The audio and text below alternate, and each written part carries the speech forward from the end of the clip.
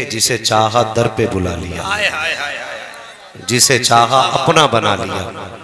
ये बड़े करम के हैं फैसले, ये बड़े नसीब की बात है। जब महफिल उनकी है तो यकीनन मजमा भी उन्हीं की है। ये बात याद रखें, इस मिंबर पे कोई भी बैठे बोलने के लिए, ये मैं दावे के साथ कहता हूं, कुर्सी जरूर आपकी हो सकती है, जबान खतीब की हो सकती है, लेकिन बोली वही बोलेगा जो मदीने वाला बुलवाएगा। अगर सुन्नी सहीउल अकीदा है तो ये शर्त है। हाँ, जब बातें हुजूर की हैं तो जब सुनने वालों का इंतखाब मुस्तफ़ा ने किया, सुनाने वालों का इंतखाब मुस्तफ़ा ने किया, तो फिर जो सुभान अल्लाह बोलेगा उसका भी इंतखाब मुस्तफ़ा का। क्या कहने, अब आपकी मर्जी है आपको बोलना या नहीं बोलना। बस मैं इतना बता दूं, बहुत बड़ी जात मिंबर पे है। मैं नहीं जानता कि आप इनको समझ पाते हैं कि नहीं, लेकिन मैंने अपने बुजुर्गों से सुना है। इमाम शाफई रहमतुल्लाह तआला अलैह से किसी ने कहा था, हुजूर आप जरा सैयदों की तारीफ कर दें। कौन होते हैं सैयद, इनका मर्तबा और इनका मकाम क्या है? तो इमाम शाफई रहमतुल्लाह तआला अलैह ने कहा था, मैं सैयदों की शान कैसे बयान कर सकता हूँ। इनकी शान बस इस बात से समझ लो कि अगर सैयदों पे दुरूद ना पढ़ा जाए तो हमारी नमाज मुकम्मल नहीं होती। क्या बात, बहुत बड़ी जात मिंबर शरीफ पर है। बस हजरत की दुआओं का सहारा लेकर के मैं सफर का आगाज करूं। और मेरी गुजारिश है, बहुत कीमती वक्त है आप लोगों का, एक एक मिनट एक एक सेकंड कीमती है।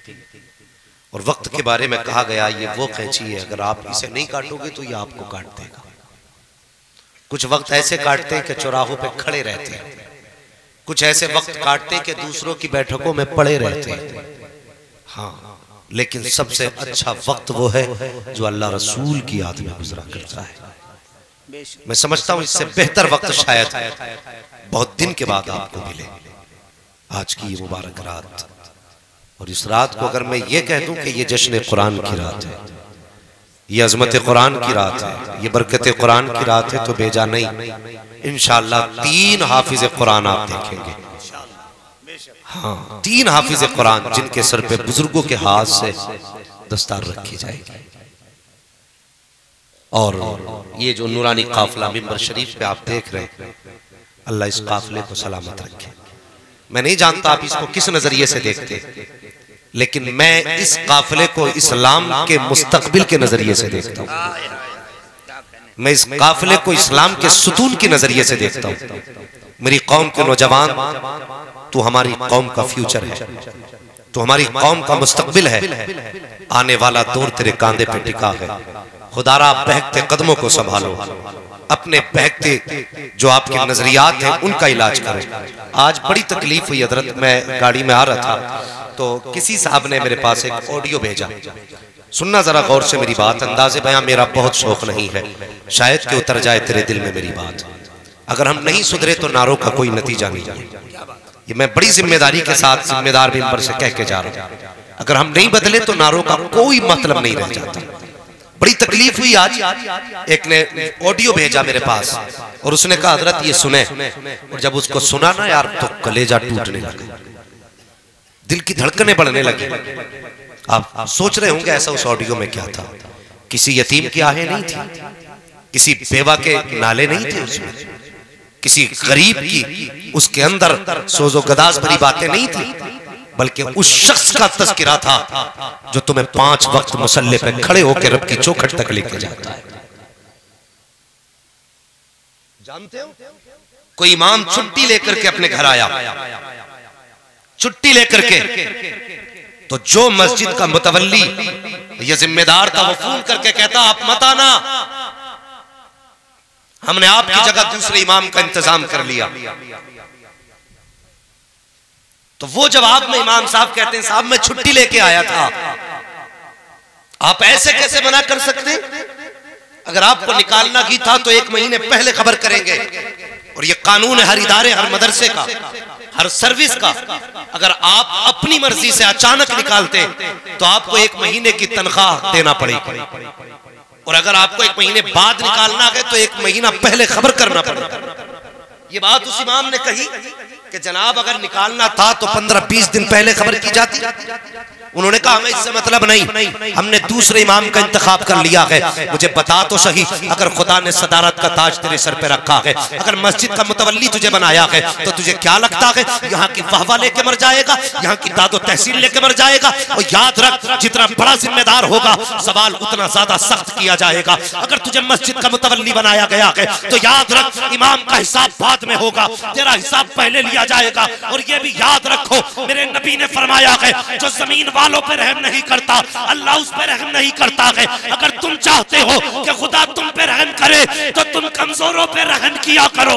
खुदा की कसम मदीने वाला तुम पे रहम करने लग जाएगा। नारे तकबीर, नारे रिसालत, मुफ्ती हम्माद साहब किबला मुरादाबादी। और अगर तुम्हें उलमा की इज्जत नहीं करनी है तो बंद करो मदरसे, तुम्हें हक नहीं मदरसे चलाने का, बहुत अच्छा, अधिकार नहीं।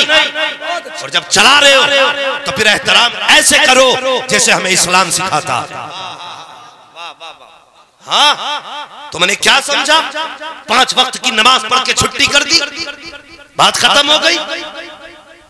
वो हिसाब देना है एक लम्हे का। फरमाया गया अगर किसी ने किसी चिड़िया पर भी जुल्म किया, चिड़िया की औकात कितनी होती है? आदमी का वजन 65-70 किलो होता है, और चिड़िया ग्राम भर की होती है। अगर आप समझ रहे हो तो बोले आप, वरना ताला लगा के रखे मुंह को, अकेले ही काफी बोलने के लिए। एक चिड़िया की औकात कितनी होती है? ग्रामों में उसका वजन होता है। लेकिन अगर किसी इंसान ने उस चिड़िया के साथ जुल्म किया है तो कयामत के दिन जब वो चिड़िया रब की बारगाह में आएगी तो जानते हो उसकी आवाज इतनी तेज होगी, जब वो अपनी फरियाद रब से करेगी ना तो उसकी आवाज से अहले महशर अपने कानों में उंगलियां डाल देंगे। अल्लाह अल्लाह अल्लाह। हाँ, ये रब की बारगाह का फैसला होगा।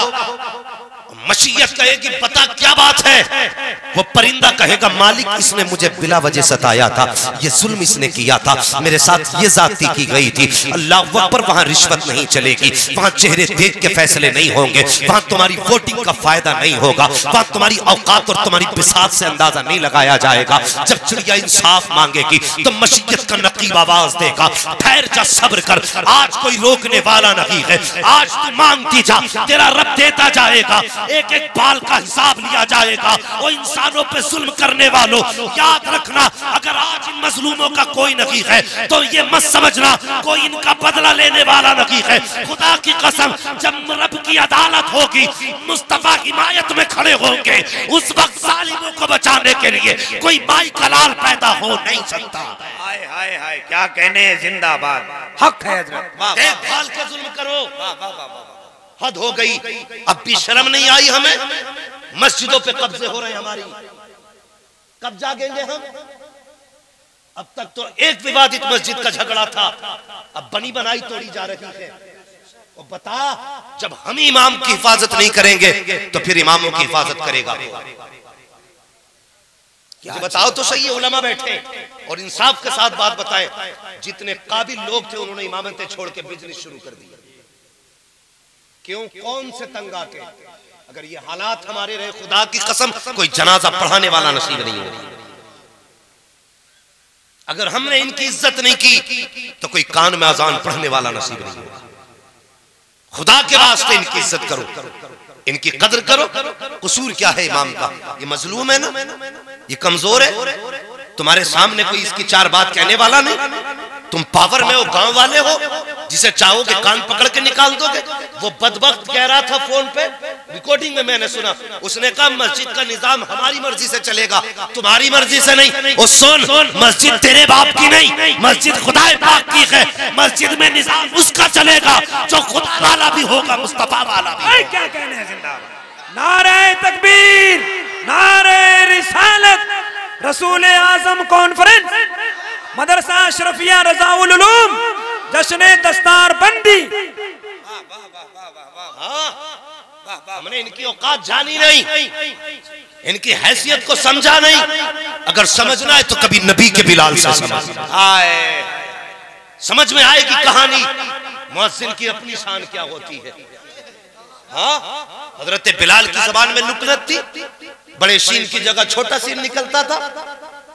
तो कुछ सहाबा ने अर्ज की, या रसूल अल्लाह, बिलाल से अच्छी जबान फला सहाबी की, आवाज भी अच्छी है, इनकी जगह अजान उनसे पढ़वा दे। ज्यादा लोगों का मशवरा हुआ। मेरे हुजूर हमेशा अक्सरियत के मशवरे पे अमल किया करते थे। हाँ, आलिमे माकाना वमा यकून होने के बावजूद अक्सरियत के फैसले पे हुजूर अमल किया करते थे। आज तो घर में कोई बड़ा है ना तो वो दूसरे से पूछने ही तैयार नहीं कि मैं बड़ा हूं, बस यही काफी है मैं बड़ा हूं। तो कितना भी बड़ा हो जा, मेरे हुजूर से बड़ा तो नहीं हो सकता ना। क्या कह, मेरे हुजूर अक्सरियत के फैसले पे अमल किया करते थे। ज्यादा लोगों ने कहा हुजूर बिलाल की जगह फलां को मुअज्जिन कर दे। मेरे हुजूर ने फरमाया जैसे तुम्हारी मर्जी। ठीक है, मैं बिलाल से कह देता हूं, बिलाल आज तुम्हें अजान नहीं पढ़नी। अल्लाह अकबर। मेरे हुजूर ने फरमाया बिलाल आज अजान तुम नहीं पढ़ोगे। बस इतना कहना था। वो तो खादिम थे और हुजूर के इशारे पे जान देने वाले थे। गर्दन झुक गई, जैसे आपकी मर्जी या रसूल अल्लाह। वहां कोई शिकवा नहीं। ये नहीं कहा हुजूर क्यों, मैं क्यों नहीं पढ़ सकता। वहां तो जबान खोलने तक की इजाजत नहीं। का बिलाल अजान नहीं पढ़ोगे। अल्लाह अकबर। हजरत बिलाल ने सुना, हुजूर इजाजत दे, मैं वापस जाना चाहता हूं। मेरे हुजूर ने इजाजत दी। ड्यूटी बदल गई। जानते हो बिलाल मस्जिद में आ गए और मस्जिद नबवी के सुतून से लिपट के रोने लगे। कहने लगे या अल्लाह बता मेरा कसूर क्या है, कौन सी खता मेरे मालिक जो आज मुझे अजान की ड्यूटी से हटाया गया। या अल्लाह, बिलाल दुनिया के पास फख्र करने के लिए कई रास्ते हैं।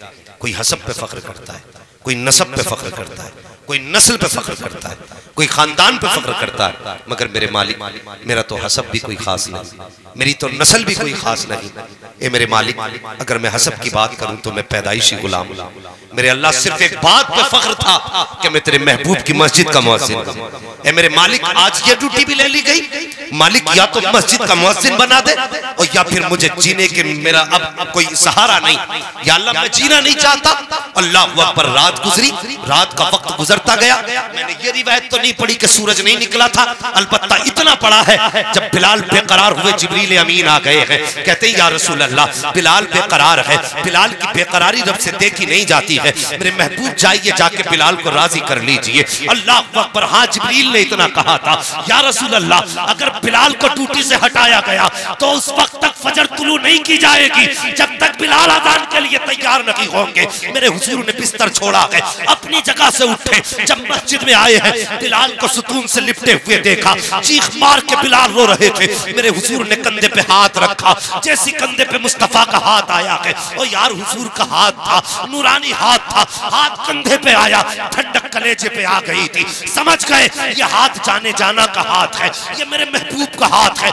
मुस्कुराते हुए पीछे देखा, मुस्तफा ने बाजू पकड़ के उठाया। बिलाल क्या बात है, कहा या रसूल अल्लाह अब अजान छोड़ करके जीना मुश्किल हो गया है। मेरे महबूब ने बिलाल को सीने से लगाया, फरमाया बिलाल मुबारक हो, इससे पहले अजान के लिए तेरा इंतखाब मोहम्मद रसूलुल्लाह ने किया था, आज तेरा इंतखाब खुद खुदाए ला शरीक ने किया।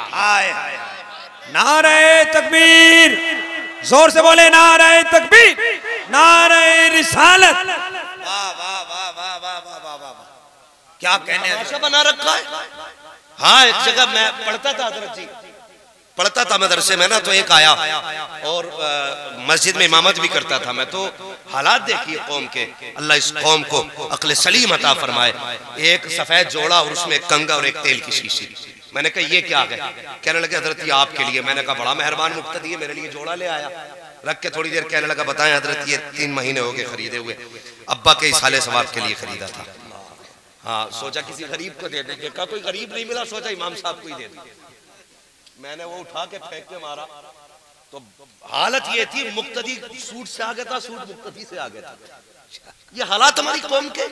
ये ज़कात खाने वाली कौम दिख रही है, ये चंदा खाने वाले लोग दिख रहे हैं। मुझे बताइए, अच्छा पैगाम है। और मैं मदरसे वालों से भी गुजारिश करूंगा कभी चंदा ये कह के ना मांगे कि ये मदरसे में जितने आए हैं यतीम की हैसियत रखते हैं। खुदा की कसम ये यतीम की हैसियत नहीं रखते, ये तो इतनी शान वाले हैं। और खुदा की कसम औलाद बात जो होती है बाप वाली, उनका वारिस बाप होता है। मदरसे वालों का वारिस रसूल पाक हुआ करता। जिंदाबाद। तुम भी इन्हें यतीमों में लिखना बंद करो।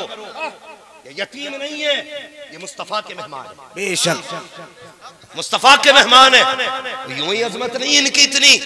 पूछो इन उलमा से, सैयद साहब क़िबला तशरीफ फरमाए, इनके कदमों के लगने वाली खाक को सर का ताज बना के कहता हूं, अगर ये जमात कब्रिस्तान से गुजर जाती है तो अल्लाह कब्रिस्तान से 40 कब्रों का अज़ाब हटा देता है। अल्लाह सुभान अल्लाह सुभान अल्लाह। ये इतनी अजमत वाली जात है। और हमें हुआ क्या है? मैं सलाम करता हूं लोगों को जिन्होंने इस इदारे का ताउन किया और बच्चों का ख्याल किया, असातिज़ा इकराम की तनख्वाह का इंतजाम किया। ओ यार, तुम्हारी नस्लें आबाद हो, तुम सलामत रहो। खुदा की कसम, कोई क़यामत के दिन बाप के नाम से पहचाना जाएगा, कोई क़यामत के दिन अमल के नाम से पहचाना जाएगा। और मदरसे का ताउन करने वालों, सलामत रहो, तुम मुस्तफ़ा के मेहमान की हैसियत से पहचाने जाओ। खुदा के वास्ते इमामों का एहतराम करो, एहतराम करो। इससे ज्यादा सख्त बात मैं तुमसे नहीं कह सकता। और फाइनल एक बात और समझा देता हूं, न समझोगे तो मिट जाओगे हिंदी मुसलमानों, तुम्हारी दास्तान तक भी न होगी दास्तानों में। बदलो अपने तरीके, कुरान वालों की इज्जत किया करो, इल्म वालों का एहतराम किया करो। हाँ, ये सारी डिग्रियां रखी रह जाएंगी, कब्र में जो डिग्री काम आएगी वो कुरान की डिग्री काम आएगी, कुरान की डिग्री काम आएगी। मेरी कौम, अल्लाह ने अगर तुम्हें पावर दी है, अगर पैसा दिया है, इसका जायज इस्तेमाल करें, नाजायज नहीं। कमजोर को निभा के चलो, निभा के चलो कमजोर को। आपका बेटा आपको गाली दे देता है तो आप 3 दिन गुस्सा रहते हैं, फिर उसे जायदाद से बेदखल किया आपने। बोले बोले नहीं करते ना, क्योंकि वो हमारा बेटा है। अगर मुंह पे जूता भी मार दे तब भी हम उसे बेदखल नहीं करते, क्योंकि वो हमारा बेटा है। अगर कह दिया जाए ना कि यार, अगर कोई मारने भी चले ना तो दूसरे खड़े होकर कहते हैं ओ हाथ ना उठाना, टूटी बाहों गले को लगती है। ये अपनों का दर्द है, हमें टूटी बाहों गले को लगती है। तेरे बेटे को तकलीफ हो तो तुझे तकलीफ होगी। खुदा की कसम, मस्जिद मेरे हुजूर का मिंबर है, मस्जिद मेरे हुजूर का मिंबर है, और मिंबर पे जो आएगा वो हुजूर का वारिस होगा। बात सच्ची लगे तभी बोले। मिंबर पे जो आएगा वारिस होगा, नाइब होगा, और नाइब की सदर को खबर होती है। अगर मैं अपनी जगह किसी को भेजूंगा, अगर वो गलती करेगा तो जिम्मेदार मैं, अगर वो अच्छा करेगा तो क्रेडिट मुझे पहुंचेगा। अगर यहाँ किसी इमाम का इंतखाब से ये साहब क़िबला करे तो अगर वो बेहतर काम करेगा तो फोन करके आप कहेंगे हुजूर बड़ा अच्छा इमाम दिया, काम बड़ा अच्छा कर रहा है। अगर वो गलत करेगा तो आप कहेंगे हजरत कैसा इमाम दिया आपने, कि वो गलत कर रहा है। तो जो भेजता है वो भेजने वाले को नजर में रखता है। तो जो मस्जिद में आया है वो मुस्तफा का वारिस है और उसकी खबर मुस्तफा को है। अगर तुम इमाम की तौहीन करो तो सोच समझ के करना, अगरचे उसका तुम्हारे गांव में कोई हिमायती नहीं है। खुदा की कसम, जब दिल उसका टूटता है तो खबर मदीने वाले मुस्तफा को हो जाया करती है। वाह वाह वाह, सोच समझ के गलती करना, बहुत अच्छे, बहुत अच्छे। और जुर्म उतना करना जितनी सजा भर सके। एक बादशाह ने अपने बेटे को पढ़ाने के लिए मौलवी साहब की ड्यूटी लगाई। थके तो नहीं है ना अभी? हाँ, बस मेरी बातें इतनी कड़वी होंगी, बर्दाश्त कर सके तो रुकें। मेरा अपना भी एक उसूल है, मैं आईना हूं, दिखाऊंगा दाग चेहरे के, जिसे खराब लगे सामने से हट जाए। बहुत अच्छे, बहुत। मैं घी चिपड़ी बातें नहीं करता, मैं फ्री फंड में जन्नत बांटने नहीं आया। हाँ, बड़ी मेहनत से, बड़ी दूर से आपने बुलाया है, तो क्यों ना हम वो काम करें जिससे हमारी कुछ ना कुछ इस्लाह हो जाए।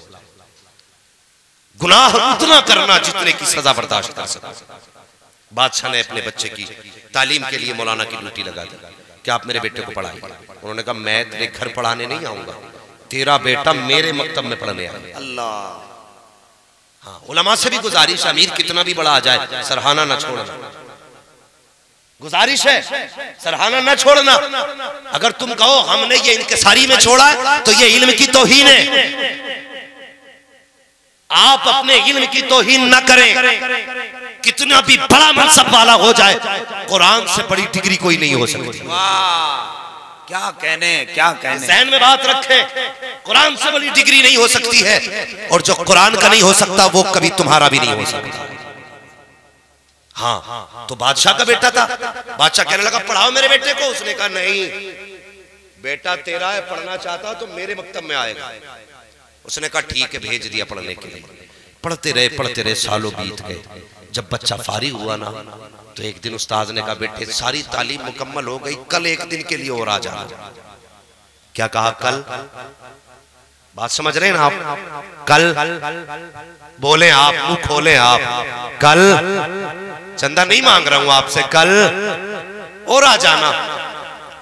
बच्चा गया अपने बाप से, कहने लगा बादशाह से कि अब्बा जी उस्ताद ने बुलाया है, तालीम मुकम्मल हो गई है, लेकिन कहा एक खास सबक रह गया, वो जरूर पढ़ाना है। तो बाप ने कहा ठीक है बेटे चले जाओ। अगले दिन जब गया तो उस्ताद के पास लकड़ी रखी हुई थी। उस्ताद ने न पूछा न बताया, मारना शुरू कर दिया। अल्लाह। और इतना मारा कि पूरे बदन पर मार के निशान पड़ गए। जब थक गए उस्ताद कहने लगे जा बेटे जा। बादशाह का बेटा था, बिना कसूर के मारा था, घर गया। वो जाके कहने लगा बजी। पहले उसने अपनी आंखें दिखाई, सुर्ख थी। क्या हुआ बेटे? कमर का कुर्ता हटाया। कहा ये क्या हुआ? कहा उस्ताद जी ने मारा है। तो बाप ने कुछ नहीं कहा। बेटा कहने लगा अब्बा बुलाओगे नहीं दरबार में?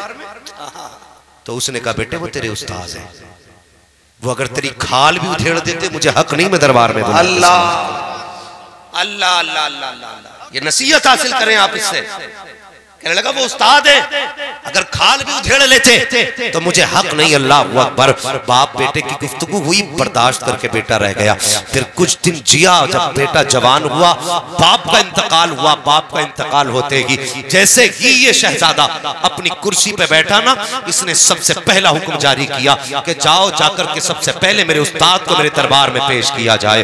अल्लाह अकबर। उस्ताद की उम्र काफी हो चुकी है। आज लाठी टेकते हुए उस्ताद बादशाह के दरबार में आए हैं। जैसी दरबार में आए हैं, शहजादा अपनी जगह से उठा नहीं, उसने आज अपने उस्ताद को मुजरिम की हैसियत से सामने खड़ा किया है। और खड़ा करने के बाद कहा था उस्ताद कई साल बीत गए, इस दिन का इंतजार था कब मुझे कुर्सी मिलेगी, कब मैं तुमसे हिसाब लूंगा। कहा कौन सा हिसाब? का बेटे मुझे तो याद नहीं। कहा मुझे याद है। कहा कौन सा हिसाब? का आखिरी दिन मुझे मारा किस लिए था? उस्ताद ने कहा बेटे बता तो सही, क्या तू उस दिन से आज तक नहीं भूला? वो कहता मैं आज तक नहीं भूला। कहा कभी ऐसा नहीं हुआ जब तेरे जहन से वो बात निकली हो? शहजादा कहने लगा नहीं, जब सोता था तब याद करता था, जब आंख खुलती थी तब याद करता था। और मुझे इस दिन की पावर का इंतजार था कि जिस दिन पावर आएगी उस दिन तुमसे एक कमची का हिसाब लूंगा। अल्लाह अकबर। आज बता तो सही उस्ताद, मुझे बिना कसूर मारा किस लिए था? मेरी खता क्या थी? किस लिए मुझ पे जुल्म किया गया था?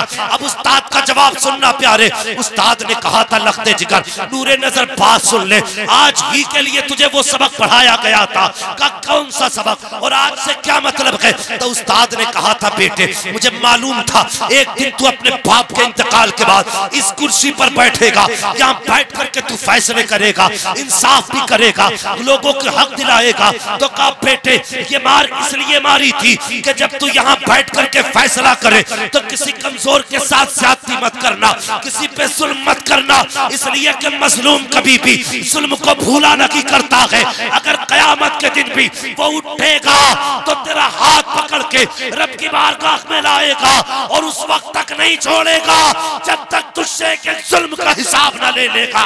कहा सुन, अगर तू मेरी मार नहीं भूला है तो याद रख कयामत तक मजलूम भी तेरे गलत फैसले को भूल नहीं सकता। नारे तकबीर, नारे रिसालत, रसूल आजम कॉन्फ्रेंस। वाह वाह वाह वाह वाह, ये उस्ताद होता है। आज बच्चा भेज देते और कोई उस्ताद थप्पड़ मार दे, ओए चल इमाम तेरी छुट्टी। हाथ कैसे उठाया? मेरा बेटा था वो, मेरा बेटा था। अबे तू बाद में रह गया। अब आला हज़रत फरमाते मेरे उस्ताद, माँ बाप, भाई बहन, अहले फुल्दो अशीरत पे लाखों सलाम। पहले उस्ताद हो गए, अब तू किधर? क्या बात, तुझसे ज्यादा दर्द उस्ताद को है, तुझसे ज्यादा प्यार बच्चे से उस्ताद को। हाँ, इनकी इज्जत करो, इनकी कद्र करो। आज आपको इस इदारे ने 3 बच्चे दिए हैं। अल्लाह करे आने वाले दौर में यही इदारा आपको एक जलसे में 30 बच्चे अता फरमा दे। मुबारकबाद पेश करता हूं मैं उन माओं को जिनके बेटे हाफिज कुरान बने, उन बापों को सलाम करता हूं जिन्होंने मेहनत करके बेटों को पढ़ाया, और उन बहनों को मुबारकबाद देता हूं जिन्होंने भाइयों की हिम्मत अफजाई की, और इन भाइयों ने कुरान जैसी दौलत को सीने में उतारा। ये मेरी कौम, कुरान की इज्जत करो, कुरान से प्यार करो, इन उलमा की इज्जत करो, एहतराम करो। तकलीफ की बात नहीं, हर कौम अपने रहनुमा, अपने लीडर का एहतराम करती है, लेकिन हमारी कौम नहीं करती, हमारी कौम नहीं करती। उनकी करती है जो मुरादाबाद से तकरीर करने आए, उनकी करेंगे जो बरेली से तकरीर करने आए। हाँ, मेरे कोई 8 हाथ पैर है, 4 आंखें हैं तो 2 ही ना। मुझे बताइए, मेरे लिए हाथ चूमने भागते हो, मैं घंटे के लिए आया एक, और जो तुम्हारे 5 वक्त तुम्हें रब की बारगाह में लेके जाता हो, कभी ख्याल आया उसका हाथ चूम ले? उसे हमने सिर्फ मातहत की हैसियत से देखा, एक निगरान की हैसियत से देखा, एक मुलाजिम की हैसियत से देखा। काश हमने उसे भी मुस्तफा के वारिस की हैसियत से देखा। सुभान अल्लाह, क्या बात। काश हमने उसे भी मुस्तफा की उम्मत का रहनुमा समझा होता, तो खुदा की कसम आज हम रुसवा ना होते, आज हम जलील ना होते, वो हमें जागना होगा।